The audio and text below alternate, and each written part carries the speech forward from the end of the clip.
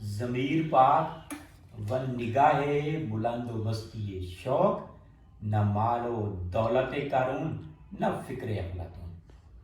علامہ اقبال یہ کہنا چاہتے ہیں کہ ضمیر پاک ہو، نیت صاف ہو، دل صاف ہو، یقین ہو، بھروسہ ہو، مستی بھی ہو اور شوق بھی ہو، پیشن بھی ہو اور جذبہ بھی ہو، ہمت بھی ہو اور جرت بھی ہو، نہ ضمیر پاک و نگاہ بلند و مستی شوق، نہ مال و دولت قارون۔ پھر قارون جیسا خزانہ کی ضرورت بھی نہیں ہے، پھر نہ مال و دولت قارون، نہ فکر افلاطون۔ اور افلاطون افلاطون ایک یونانی فلسفی تھا، اس کا دنیا میں بڑا نام ہے۔ آج تعلیمی اداروں میں جو ہے افلاطون کی مثال دے کر پڑھایا جاتا ہے۔ افلاطون جیسی سوچ بھی نہیں چاہیے، افلاطون جیسی ریسرچ بھی نہیں چاہیے۔ جب یہ چیزیں ہوں تو پھر مال و دولت کی ضرورت بھی نہیں ہے، پھر خزانے کی ضرورت نہیں ہے۔ جب آپ کا پیشن ہے تو پھر ان چیزوں کی کوئی اہمیت نہیں ہوتی۔